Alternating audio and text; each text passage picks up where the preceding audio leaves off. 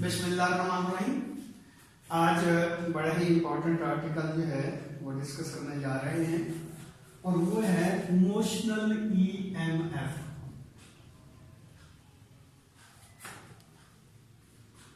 ये motional EMF से क्या मुराद है? अगर एक कंडक्टर जो है, जिसका पहले भी हमने डिस्कस किया था शुरू में, अगर एक कंडक्टर जो है उसको मैग्नेटिक फील्ड के अंदर मूव करवाया जाता है तो उसके दोनों एंड के अक्रॉस पोटेंशियल का डिफरेंस जनरेट हो जाता है, यानी कि उसके दोनों एंड बिल्कुल उसी तरह काम करना शुरू कर देते हैं जैसे बैटरी के जो दो टर्मिनल होते हैं। इसका मतलब ये हुआ कि कंडक्टर जो है उसके जो दोनों एंड्स हैं उनके दरमियान पोटेंशियल का डिफरेंस जो है या ईएमएफ जो इंड्यूस हो जाता है। तो ये क्योंकि मोशन की वजह से हुआ, कंडक्टर की मैग्नेटिक फील्ड के अंदर मोशन की वजह से हुआ है, इसलिए इसको हम नाम देते हैं मोशनल ईएमएफ। यानी कि when a conductor is moving perpendicular to the magnetic field and EMF is induced between the two ends of the conductor, this induced EMF is called motional EMF. अब ये देखना चाहते हैं हम मोशनल ईएमएफ जो है किस तरह पैदा होती है, उसकी वैल्यू क्या क्या है, किन किन फैक्टर्स के ऊपर ये मोशनल ईएमएफ डिपेंड करती है। तो बेटे ये आपके पास एक यूनिफॉर्म मैग्नेटिक फील्ड है और जिसकी डायरेक्शन हमसे अवे है, क्रॉस यही शो कर रहे हैं कि मैग्नेटिक फील्ड नंबर एक यूनिफॉर्म है और दूसरा उसकी direction inward the plane of white board है। इसके अंदर हमने ये दो कंडक्टर रखे हुए हैं, ये दो कंडक्टर हैं इसका, और इन दोनों कंडक्टर के दरमियान जो सेपरेशन है वो कह लें कि एन के बराबर ये, और ये दोनों कंडक्टर जो है एक दूसरे को पैरेलल है इसका।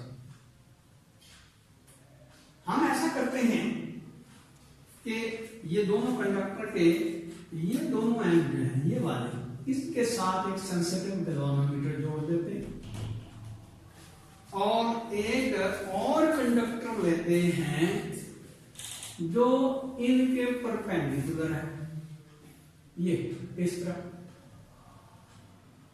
अब ये कंडक्टर जो है अगर तो स्टेशनरी होगा तो गैल्वेनोमीटर जो है इस किस्म की करंट को शो नहीं करेगा, नहीं इसमें इंड्यूस नहीं होगा current.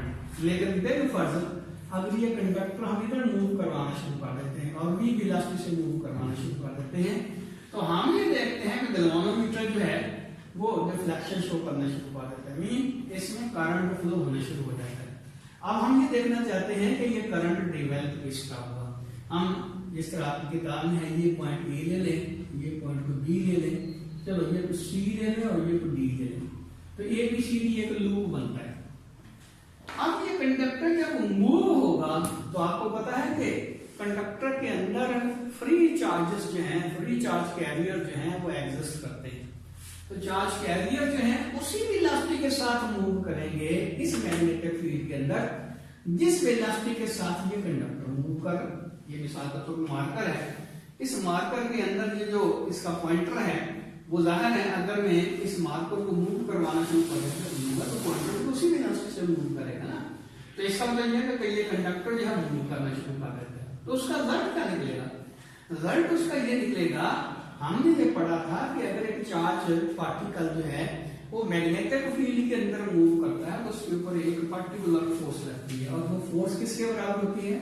F is equal to Q V cross B। B magnetic field है, B वेलोसिटी से हमने कंडक्टर को मूव करवाया तो हर चार्ज कैरियर के ऊपर जिसकी वैल्यू Q के बराबर, यानी चार्ज कैरियर के ऊपर जो चार्ज है उसकी मैग्नीट्यूड Q के बराबर है, तो उसके हर चार्ज Q के ऊपर जो फोर्स लगेगी वो F की इक्वल होगी। अब इस कंडीशन में अगर देखा जाए तो ये फोर्स की मैग्नीट्यूड किधर होगी, उसकी डायरेक्शन किधर होगी, इनके इसकी मैग्नीट्यूड क्या होगी? तो F हम कह सकते हैं QVB साइन ऑफ 90 डिग्री। मैंने 90 क्यों लिखा है? ये देखिए कंडक्टर जो है मैग्नेटिक फील्ड के परपेंडिकुलर मूव कर रहा है, मैग्नेटिक फील्ड की डायरेक्शन ये है, कंडक्टर इस तरह मूव कर रहा है इसके परपेंडिकुलर, इनके वेलोसिटी की डायरेक्शन ये, मैग्नेटिक फील्ड की डायरेक्शन ये, दोनों के दरमियान एंगल बनता है 90 डिग्री का। तो साइन 90 आपको पता है 1 के इक्वल होता है, इसलिए हम कह सकते हैं कि जो F होगा वो QVB के बराबर होगा, यानी कि हर चार्ज कैरियर के ऊपर जो फोर्स लगेगी वो QVB के बराबर होगी। अब इसकी डायरेक्शन क्या होगी, यदि जो फोर्स लग रही है चार्ज कैरियर के ऊपर उसकी डायरेक्शन क्या होगी, तो यहाँ हम राइट हैंड रूल इस्तेमाल करते हैं क्रॉस प्रोडक्ट में। तो ये B है, ये B है, इसका मतलब चार्ज कैरियर के ऊपर इतनी फोर्स अपवर्ड डायरेक्शन में लग रही है, इसका मतलब चार्ज कैरियर के ऊपर इस डायरेक्शन में फोर्स लगेगी, ये वाली फोर्स। यानी कि चलो मैं इस मार्कर से शुरू कर देता हूं कि ये फोर्स लग रही है इस डायरेक्शन में, इतनी मैग्नीट्यूड की फोर्स इस डायरेक्शन में लगेगी चार्ज कैरियर के ऊपर। अच्छा, उसका नतीजा क्या निकलेगा, क्योंकि कंडक्टर के अंदर चार्ज कैरियर जो है जाहिर फ्री करते हैं मूव, तो जब उनके ऊपर फोर्स लगेगी तो मूव करना शुरू कर देंगे, यानी चार्जेस जो है इधर से इधर माइग्रेट होना शुरू हो जाएंगे, तो चार्जेस यहां से यहां तक पहुंचेंगे। इसका मतलब यह हो कि एक पॉइंट के ऊपर पॉजिटिव चार्जेस की, ये देखिए ये मूवमेंट जो है हम फ्री इलेक्ट्रॉन की नहीं ले रहे, याद रखना, हम कंसीडर कर रहे हैं movement of the positive charge, क्योंकि हम कन्वेंशनल करंट जो है वो डिस्कस करते हैं। तो कहना यह चाहता था कि पॉजिटिव चार्ज जब इधर से इधर जाएंगे तो डेफिनेटली यहाँ पॉजिटिव चार्जेस की डेफिशिएंसी और यहाँ पॉजिटिव चार्जेस जो है एक्सेसिव हो जाएंगे। रिजल्ट ये निकलेगा कि यहाँ पे पोटेंशियल ड्रॉप हो जाएगा, ये BA पोटेंशियल डिफरेंस की वैल्यू जीरो से नीचे चली जाएगी, और यहाँ पोटेंशियल डिफरेंस की पोटेंशियल की वैल्यू जो है ये पोटेंशियल नेगेटिव हो जाएगा, ये पोटेंशियल पॉजिटिव हो जाएगा। तो इन दोनों के दरमियान जो पोटेंशियल का डिफरेंस बनेगा दोनों एंड के दरमियान, डेल्टा V कहें, वो उसको हम एप्सिलॉन से शो करते हैं, क्योंकि जो EMF इंड्यूस EMF होती है आमतौर पर उसको एप्सिलॉन से शो करते हैं। तो ये एप्सिलॉन किसके बराबर हो जाएगा, VB माइनस VA। यहाँ का पोटेंशियल लोअर, यहाँ का पोटेंशियल हायर, पोटेंशियल डिफरेंस जो है वो VB माइनस VA के बराबर होगा। और याद रखें ये जो पोटेंशियल का डिफरेंस जनरेट हुआ है ये कंडक्टर की मोशन की वजह से हुआ, क्योंकि जैसे कंडक्टर जो है वो स्टेशनरी होगा, V की वैल्यू जीरो हो जाएगी, फोर्स जीरो लगना शुरू हो जाएगी, तो चार्ज कैरियर मूव भी नहीं कर सकेंगे। तो ये पोटेंशियल डिफरेंस जनरेट हो गया इसकी वजह से, ये कंडक्टर की मोशन की वजह से। अब अगली बात देखिए, जब ये पॉइंट जो है लोअर पोटेंशियल पे होगा, यानी कि यहाँ पे कह लें कि इस एंड पे चार्ज नेगेटिव होगा, इस एंड पे चार्ज जो पॉजिटिव होगा, क्योंकि यहां से charge positive charge carrier move करके यहां तक पहुंचे, तो यहां नेगेटिव यदि डेफिशिएंसी ऑफ पॉजिटिव चार्ज होगी, मैं हम कह सकते हैं यहाँ नेगेटिव चार्ज हो गया, पॉजिटिव चार्ज की डेफिशिएंसी मीन नेगेटिव चार्ज यहाँ पे आ गया, और यहाँ पर पॉजिटिव चार्ज आ गया। तो इस नेगेटिव और पॉजिटिव की वजह से क्या होगा, ये कंडक्टर का एंड जो है वो पॉजिटिव पोटेंशियल पे चला जाएगा, ये नेगेटिव पोटेंशियल पे चला जाएगा।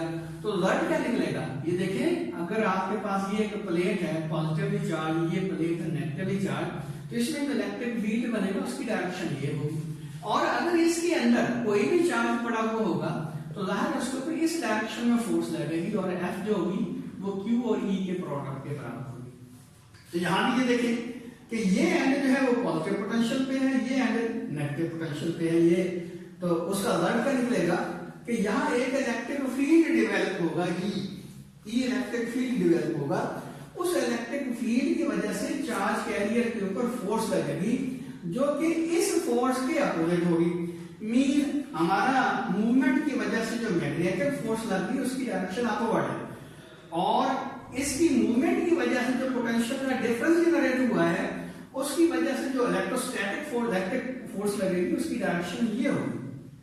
अब जब ये दोनों फोर्सेस जो हैं, अच्छा एक और बात ध्यान में रखें कि अगर हम ये इसको कंडक्टर को स्पेस के अंदर यानी कि मैग्नेटिक फील्ड के अंदर रखा है, लेकिन ये कंडक्टर के साथ टच नहीं कर रहा, तो क्या होगा, यहां से चार्जेस यहां माइग्रेट करेंगे, लेकिन एक खास हद तक ही माइग्रेट कर सकेंगे। उसके बाद क्या होगा कि इलेक्ट्रिक फील्ड इतना ज्यादा स्ट्रांग हो जाएगा कि मजीद चार्ज कैरियर जो मूव ही नहीं कर सकेंगे, तो वो भी इक्विलिब्रियम कंडीशन होगी। लेकिन साथ ही साथ ये देखें, जब हमने इसको पाथ प्रोवाइड कर दिया है तो अब चार्जेस जो है इधर फ्लो होना शुरू हो जाते हैं, जिसकी वजह से क्या होता है, अब ऐसे होता है कि यहां से यहां तक चार्ज जब मूव करते हैं इस मैग्नेटिक फोर्स की वजह से, तो नो डाउट उनके ऊपर अपवर्ड डायरेक्शन में फोर्स लगती है और डाउनवर्ड डायरेक्शन में फोर्स लगती है। लेकिन ये जो फोर्स होती है, ये यानी कि इसकी जो मूवमेंट जो होती है, यहाँ से चूंकि ये चार्जेस लीक होना शुरू हो गए, तो इसका मतलब ये हुआ कि ये फोर्स की डायरेक्शन में चार्ज कैरियर मूव करेंगे। लेकिन याद रखें चार्ज जो है वो यूनिफॉर्म वेलोसिटी से मूव करते जाएंगे अगर हम इस फोर्स को कांस्टेंट रखें। मीन चार्ज की वैल्यू तो वैसे कांस्टेंट होगी, मैग्नेटिक फील्ड को और v की वैल्यू को कांस्टेंट रखेंगे तो रिजल्ट क्या निकलेगा कि ये जो इसमें करंट फ्लो होगा इस डायरेक्शन में, वो करंट जो है वो कांस्टेंट होगा। मीन चार्ज कैरियर जो है वो यूनिफॉर्म वेलोसिटी से मूव करेंगे। जिस तरह के एक ऑब्जेक्ट जो है वो जब पानी के अंदर या हवा के अंदर मूव करता है तो नो डाउट रिटार्डिंग फोर्स का सामना करना पड़ता है। लेकिन ये आपने जब टर्मिनल वेलोसिटी पढ़ी थी तो उसमें क्या किया कहा था, एक ऑब्जेक्ट जो है वो एयर के अंदर बिल्कुल मूव कर रहा है तो पहले तो डेफिनेटली वो एक्सेलरेट होगा, लेकिन एक खास वेलोसिटी के बाद क्या आएगा कि उसकी जो वेलोसिटी है वो यूनिफॉर्म हो जाती है। ऑब्जेक्ट जो है वो यूनिफॉर्म वेलोसिटी से मूव करना शुरू कर देता है, मीन इक्विलिब्रियम में आ जाता है। यहाँ भी बिल्कुल वही बात है कि नो डाउट पहले जो है ये फोर्स जो है मैग्नेटिक फोर्स ज्यादा होगी, लेकिन उसकी वजह से ये पोटेंशियल का डिफरेंस जो जनरेट हो गया है तो ये उसको अपोज करना शुरू कर देगी। यानी चार्जेस चार्ज कैरियर जो मूव करते हैं इस फोर्स की वजह से, तो इलेक्ट्रोस्टैटिक फोर्स उसको रिड्यूस करने की कोशिश करेगी। लेकिन चूंकि यहाँ से चार्ज कैरियर जो है वो इधर आना शुरू हो जाएंगे, रिजल्ट ये निकलेगा कि असिस्टेंस जो मिलेगी वो मैग्नेटिक फोर्स को मिलेगी इसके चार्जेस की मूवमेंट की वजह से। तो इसका मतलब ये हुआ कि चार्ज कैरियर अब भी मूव कर रहे हैं, लेकिन अब उनकी वेलोसिटी जो यूनिफॉर्म हो जाएगी। यूनिफॉर्म वेलोसिटी से क्या मुराद है कि चार्जेस जो है उसके ऊपर नेट फोर्स जो है वो जीरो के बराबर हो गई है। यानी कि जितनी इलेक्ट्रोस्टैटिक फोर्स लग रही है उतनी ही मैग्नेटिक फोर्स लग रही है। इसका मतलब क्या हुआ कि अगर हम ये कहते हैं कि यहां से लेकर यहां तक चार्जेस जो मूव हुए हैं उनकी वजह से कंडक्टर के अक्रॉस जो पोटेंशियल का डिफरेंस जनरेट हुआ है वो डेल्टा वी के बराबर, जिस तरह मैंने पहले बताया, और इलेक्ट्रिक इंटेंसिटी जो होगी यानी कि इलेक्ट्रिक फील्ड की स्ट्रेंथ जो है वो ई के बराबर होगी। तो हर चार्ज के ऊपर जो इलेक्ट्रोस्टैटिक फोर्स लगेगी एफ ई कह लें, ये एफ एम कह लें मैग्नेटिक फोर्स है, ये इलेक्ट्रोस्टैटिक फोर्स है, तो वो क्यू और ई के प्रोडक्ट के बराबर होगी। ई एक्चुअली वो इलेक्ट्रिक फील्ड है जो कि चार्जेस की ट्रांसपोर्टेशन की वजह से इस कंडक्टर के दोनों एंड के दरमियान जो पोटेंशियल का डिफरेंस जनरेट हुआ है उसकी वजह से ये इलेक्ट्रिक फील्ड की इलेक्ट्रिक इंटेंसिटी जो जनरेट हुई है। तो इसका मतलब यह है कि एफ आपके पास आ जाएगा क्यू और ई का प्रोडक्ट। और आपको याद होगा हमने पढ़ा था कि ई जो होता है वो माइनस ग्रेडियंट ऑफ वी के बराबर होता है, यानी कि ग्रेडियंट ऑफ पोटेंशियल के बराबर होता है। E is equal to minus delta V और डेल्टा आर। अब यहाँ पोटेंशियल का डिफरेंस जो है डेल्टा वी उसको हमने लिखा है एप्सिलॉन के बराबर, ये एप्सिलॉन आ गया। और डेल्टा आर कितना हो, ये देखिए यहां से लेकर यहां तक का जो इसका सेपरेशन ये डेल्टा आर के बराबर है। देखिए वहां तो हमने दो पॉइंट्स के दरमियान लिया था डेल्टा आर, तो यहां भी दो पॉइंट्स ले रहे हैं ए और बी, इसके दरमियान ये डेल्टा आर सेपरेशन है और उसको हमने शो किया है स्मॉल एल से। इसका मतलब जो हुआ कि जो इलेक्ट्रिक इंटेंसिटी जनरेट हो रही है कंडक्टर के दोनों एंड्स के दरमियान उसकी वैल्यू होगी एप्सिलॉन ओवर एल। चलो ये कैपिटल एल ले लेते हैं। तो अब ये देखिए E की ये वैल्यू इसमें पुट करें तो एफ ई किसके बराबर हो जाएगा, minus Q epsilon over l आ जाएगा। अब मैंने पहले बताया कि जब इसको यूनिफॉर्म वेलोसिटी से मूव करवाएंगे तो यहां जो चार्ज कैरियर है जिसकी वजह से करंट डेवलप होगा वो भी यूनिफॉर्म वेलोसिटी से मूव करना शुरू कर देंगे, यानी कि स्टेडी स्टेट करंट इसमें जनरेट होगा। और वो उस वक्त की बात है जब ये एफ ई और एफ एम आपस में इक्वल होंगे। इसका इक्विलिब्रियम कंडीशन क्रिएट हो जाएगी ना in the favour of magnetic force. तो इसका क्या मतलब हुआ कि हम इसको इक्वेट कर सकते हैं, हम कह सकते हैं कि minus Q epsilon L is equal to Q V B, यानी कि इक्विलिब्रियम कंडीशन के ऊपर क्या होगा, एफ एम जो होगा वो एफ ई के बराबर होगा। ये इक्विलिब्रियम कंडीशन आ गई, एट इक्विलिब्रियम। तो ये देखिए minus Q epsilon over L is equal to Q V B L, V B Q V B. तो इसका मतलब ये हुआ कि क्यू से क्यू तो आपको कैंसिल करना पड़ेगा, तो एप्सिलॉन ओवर एल इसके इक्वल हो जाएगा माइनस बी बी के बराबर हो जाएगा। इसका मतलब ये हुआ कि हम कह सकते हैं epsilon is equal to minus B B N. अब ये इस पर्टिकुलर केस में जब मैग्नेटिक फील्ड और जो कंडक्टर है उसकी वेलोसिटी एक दूसरे के परपेंडिकुलर है, तो उस वक्त तो ईएमएफ जो जनरेट होगा इन दोनों एंड के दरमियान कंडक्टर के, वो एप्सिलॉन होगा और ये मोशनल ईएमएफ कहलाएगी। लेकिन लाजमी तो नहीं है कि हर वक्त अपना हमारा कंडक्टर जो है वो मैग्नेटिक फील्ड के परपेंडिकुलर ही मूव करे, वो किसी भी एंगल के ऊपर मूव कर सकता है।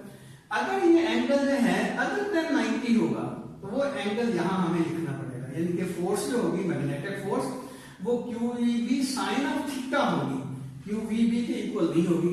तो जब साइन थीटा जहां लिखेंगे तो जाहिर है यहां भी फिर साइन थीटा आएगा इसके साथ, तो हम कह सकते हैं epsilon is equal to minus B B L sine of theta. Theta क्या होगा?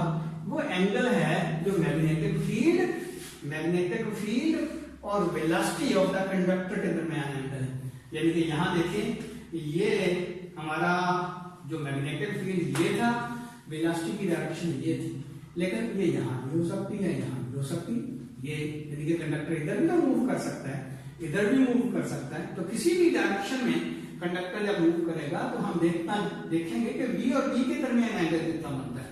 तो जो V और B के दरमियान एंगल बनता है वो यहां लिखेंगे थीटा। अब अगली बात ये नेगेटिव साइन का इंडिकेट करता है, इसको हम बाद में डिस्कस करेंगे। ये लेंस लॉ जो है उसमें हम देखेंगे कि ये नेगेटिव साइन है, इसका एक पर्टिकुलर मीनिंग है, तो वो ये इसका मतलब क्या हुआ तो ये हम बाद में देखेंगे। तो यहाँ देखें ये जो एप्सिलॉन है ये बेसिकली क्या है? Motional EMF. इसलिए हम कह सकते हैं कि motional EMF is equal to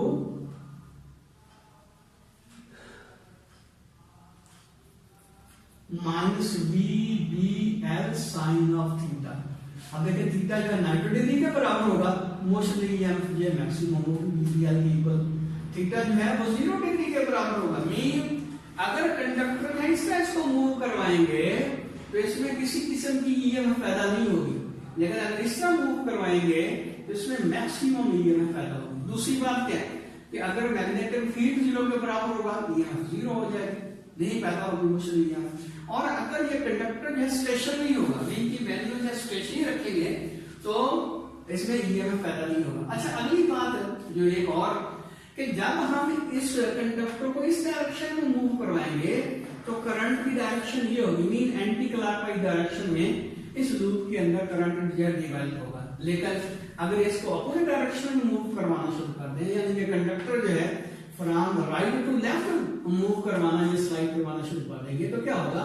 current की डायरेक्शन भी रिवर्स हो जाएगी। वजह क्या कि उस वक्त फोर्स जो है चार्ज कैरियर के ऊपर जो मैग्नेटिक फोर्स होगी वो ऊपर से नीचे की तरफ लगेगी। यहाँ तो नीचे से ऊपर की तरफ लग रही है ना, तो वो ऊपर से नीचे की तरफ लगेगी, जिसकी वजह से इसमें जो करंट डिवेलप होगा उसकी डायरेक्शन रिवर्स हो जाएगी। मीन अगर ये देखें कि हमारा गैल्वेनोमीटर जो है जब हम इस डायरेक्शन में इसको मूव करवाते हैं कंडक्टर को तो गैल्वेनोमीटर की डिफ्लेक्शन जो है टुवर्ड्स पॉजिटिव आती है, यानी कि यहाँ इधर आती है, इसकी नीडल इधर रिफ्लेक्ट होती है। और अगर हम इसको अपोजिट डायरेक्शन में मूव करवाते हैं तो इसकी नीडल जो है वो इधर आएगी, नेगेटिव वे में आएगी। जिसका क्या मतलब हुआ कि मैग्नेटिक फील्ड की अपना कंडक्टर की अगर मोशन जो है उसको रिवर्स कर देंगे, कंडक्टर की मोशन को रिवर्स कर देंगे तो इसका करंट जो होगा वो भी रिवर्स हो जाएगा और साथ ही साथ इसकी जो पोलैरिटी है, अगर हम इंड्यूस्ड ईएमएफ की बात करते हैं तो उसकी पोलैरिटी जो है वो भी रिवर्स हो जाएगी। मीन ये हायर पोटेंशियल की बजाय लोअर पोटेंशियल पे एंड आ जाएगा और ये लोअर पोटेंशियल की बजाय हायर पोटेंशियल पे एंड आ जाएगा। तो मेरा ख्याल है बातें समझ आ गई होगी। अगर कोई बात ना समझ आए तो आप मुझे मैसेज कर दिया करें या जो कमेंट्स बॉक्स है उसमें आप लिख दिया करें, जिस तरह मैंने पहले बताया, तो इंशाल्लाह आपके क्वेश्चंस की आंसर दे दिए। ठीक है।